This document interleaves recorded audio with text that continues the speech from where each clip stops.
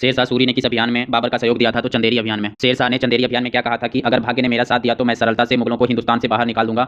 मुगलों ने इस देश का शासन केवल अफगानों के फूट के कारण प्राप्त किया है।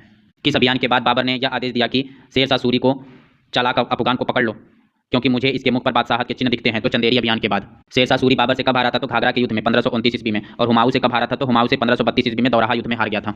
शेरशाह को किसकी पत्नी ने अपने पुत्र जलाल का संरक्षक नियुक्त करने के लिए बुलाया था? तो मोहम्मद शाह की पत्नी, जो बिहार का शासक था। और उसकी पत्नी का नाम क्या था? तो दूदू नाम था, दूदू। शेरशाह ने धन प्राप्ति के लिए किसके साथ विवाह किया? तो लाड मालिका एवं गौहर गुसाई नामक विधवाओं से विवाह किया था।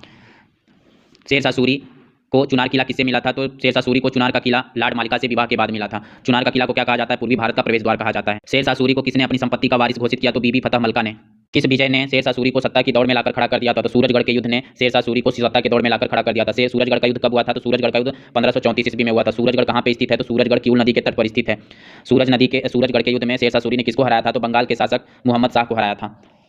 किस युद्ध के बाद शेर खां बिहार के स्वतंत्रता संग्राम का नेता बन गया था? तो सूरजगढ़ के युद्ध के बाद।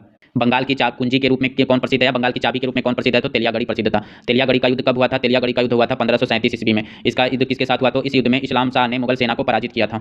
शेरशाह सूरी ने किस युद्ध के बाद अपना राज्याभिषेक करवाया था? तो जून 1539 ईस्वी में हुमायूं को चौसा या बक्सर के युद्ध में हराकर अपना राज्याभिषेक करवाया था। कन्नौज का युद्ध कब हुआ था? तो शेरशाह सूरी और हुमायूं के बीच में मई 1540 में कन्नौज का युद्ध हुआ था, जिसे बिलग्राम का युद्ध भी कहा जाता है। इसी समय कन्नौज के युद्ध के बाद ही शेरशाह सूरी ने द्वितीय अफगान वंश की नींव डाली थी। और किस पर कब्जा कर लिया था? कन्नौज के आक्रमण के बाद शेरशाह सूरी ने आगरा एवं दिल्ली पर कब्जा कर लिया था। शेरशाह सूरी ने अपना विधिवत राज्याभिषेक कब करवाया था? तो शेरशाह सूरी ने अपना विधिवत राज्याभिषेक 10 जून 1540 ईस्वी को आगरा में करवाया था। शेरशाह सूरी का पहला अभियान कब हुआ था? तो शेरशाह सूरी का पहला अभियान पंजाब पर हुआ था। उस समय पंजाब किसके अंतर्गत था? तो कामरान का अंतर्गत था। उस समय शेरशाह सूरी कामरान को हराकर और लाहौर कब जीता था? तो लाहौर 1540 ईस्वी में जीता था। शेरशाह सूरी ने मुगलों के आक्रमण से सुरक्षित रहने के लिए किसके ऊपर आक्रमण किया? तो 1541 ईस्वी में उत्तर पश्चिम में स्थित गख्खर प्रदेश पर आक्रमण किया और गख्खरों को पराजित किया। गख्खर कौन थे? गख्खर मुगल का समर्थक थे। शेरशाह सूरी बंगाल का अभियान कब करता है? शेरशाह सूरी बंगाल का अभियान 1542 ईस्वी में करता है। वहाँ पे किसको हराता है? तो बंगाल के सूबेदार खिजर खां के विद्रोह का दमन करता है। और वहाँ पे किसको सूबेदार बनाता है? तो काजी फजीलात को सूबेदार बनाता है, जिसे अमीन बंगाल कहा गया। शेरशाह सूरी ने ग्वालियर फिर मालवा पर विजय कब किया था? 1542 ईस्वी में। शेरशाह सूरी ने मांडू का प्रशासक किसे नियुक्त किया? तो सुजावत खां को नियुक्त किया। सुजावत खां की मृत्यु के बाद मालवा का स्वतंत्र सत्ता स्थापित किसने की? तो बाज बहादुर ने की थी।